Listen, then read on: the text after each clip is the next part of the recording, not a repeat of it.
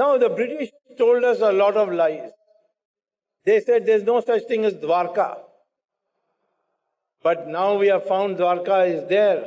It has gone underwater as it is predicted in Puranas.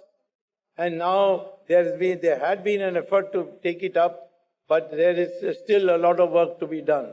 They said there is no such river as Saraswati, because Rig Veda has so many references to Saraswati, but very, very little reference to Ganga. So they said, look at this imaginary river called Saraswati and you're praying to it. Now, after digging, we find Saraswati has gone underground. It has been now located, and very soon Saraswati will again flow overground all the way from the mountains through Gujarat into the Bay of Bengal, into the Arabian Sea. So this is again a proof. So many things we said. Your Dholavira is another example.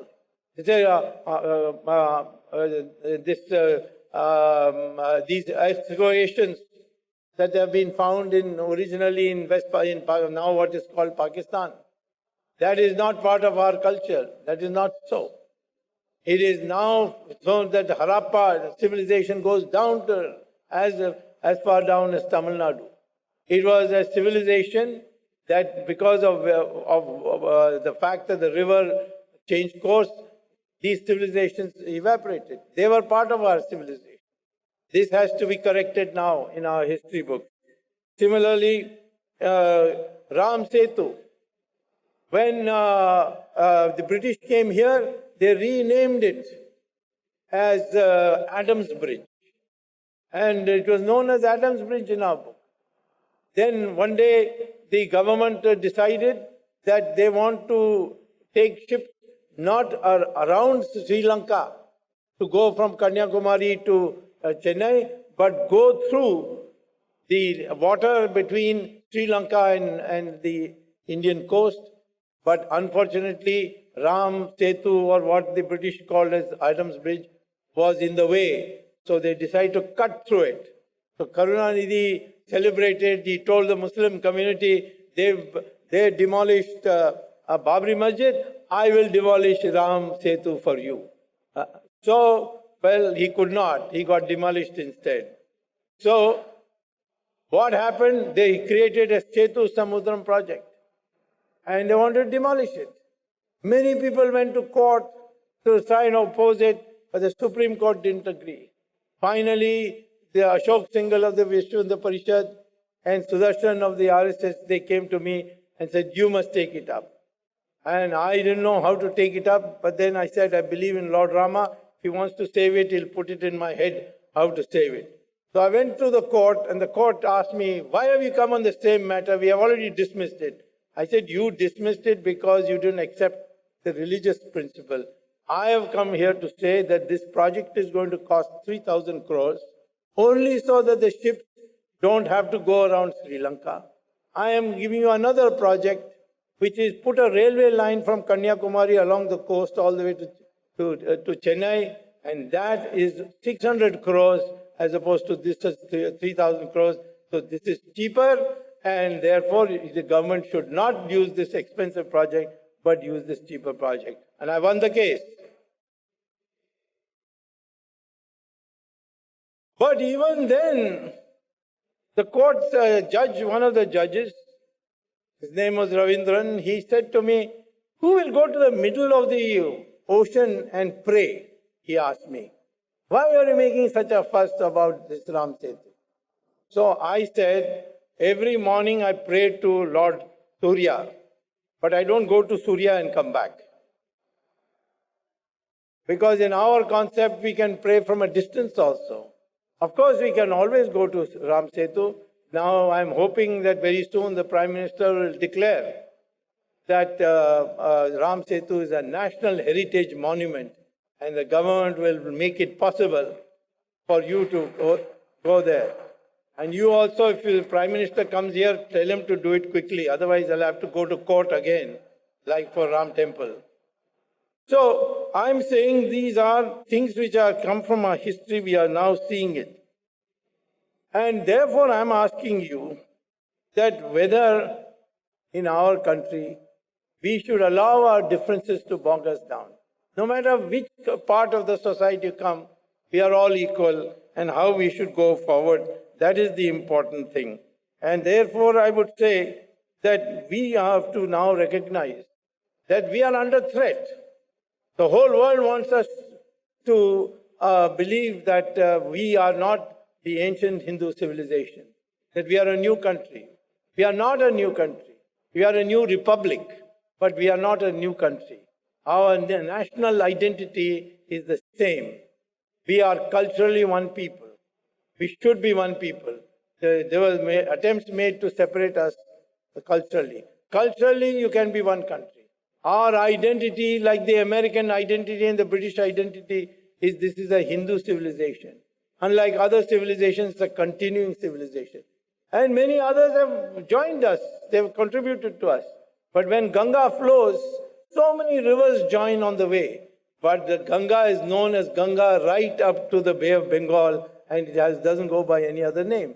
So the same way, the Hindu character of this country, no matter the fact that we have Zoroastrians are here, look at the great tradition of ours. The great tradition of ours is that the Parsis, who are known as Parsis here, lived in big numbers in Navsari. They came because of Islamic invasion of Persia. So they came to our country, and the people of Gujarat gave them a place to stay, and many of them from Sanjan went to Navsari, and then they became very important members of our society. We have a Chief Justice we had a Chief Justice who was a Parsi, we had an Attorney General who was a Parsi, we had a Commander-in-Chief of the Army like Manik Shah who was a Parsi, we had Air Force Chief Pali Major who was a Parsi. We have Parsis everywhere, and they have flourished. And when the British came to this country and then were leaving, they told the Parsis, we want to give you reservations in the future constitution of India. We will ensure that we will speak to Gandhiji and see that Parsis are given, like Anglo-Indians, the reservation. You know what the Parsi community said? For 1,000 years, the Hindus have protected us. We don't need you. You go back home. We are quite safe here. Similarly, the Jews, they came, they were cut, and horrible atrocities were committed on the Jews all over the world. But when they came to India, we gave them a place, we built them their synagogues, their temples in Cochin, in Bombay, and they lived happily here till Israel was founded, and then many of them went back to Israel. And Israel Parliament passed a resolution. And the first resolution they passed is, thank you, India, the only country where the Jews were not persecuted. And today we are giving lectures about, Hindus are intolerant, Hindus are this, Hindus are that, by all these westernized intellectuals of our country. So this is the thing that you have to learn. This is our history. We have treated our women the best in the entire history of any country. You find out what was the women's position. Mahabharata took place because one woman's sari was taken off. A war took place where entire country participated in that war, and those who were the perpetrators, they were defeated. What about why was Ravan killed? Because he kidnapped Sita, and Rama was a Raja. He could have married any number of times, but he married only once, and for her he went all the way to Sri Lanka and finished off Ravan and brought her back. Similarly, in other situations, you'll find women have equal positions. In fact, sometimes I feel women have got better positions. When I was looking at Brahma's cabinet, I found all the important portfolios were being held by women. I found defense was with Durga, finance was with Lakshmi, and education was with Saraswati. So I asked an Acharya, what about male gods? There are no portfolio. He said, yes, one portfolio, information broadcasting to Narad Muni. This is our tradition. Rani Jhansi. Do you know any other country where women have led armies? This is not only an exception. In Karnataka, Rani Chennamma, she also led all through. Or they were advisors, like Shivaji's mother. She used to advise him on strategy. This is the position women had. We lost it because of these invasions that took place. And now we need to restart the whole thing. We were the most developed country in the world. We were the most intelligent people in the world. We produced mathematics, we produced science, surgery, medicines, all kinds of things. People from all over the world used to come. That pride you must have. And that pride of being one Indian. That must come, and see that the world attempts to divide us and create division and to give a bad name to any praise of Hinduism. You will get a bad name as a communal man, as an obscurantist, as a man who wants to kill the minorities. How can a country which looked after minorities, like the Parsis and the Jews and the Syrian Christians, why should we be doing this? Certainly, when we were attacked, we had to attack back. We fought. India is the only country which kept fighting till it got liberation. Take the case of the Parsis, the Zoroastrians who were ruling Persia. Islam invaded Persia and took over that country and converted 100% of the population to Islam. Only a few survived. They came to India and survived. Similarly, Babylon, Mesopotamia, these countries which are now known as Iraq, they in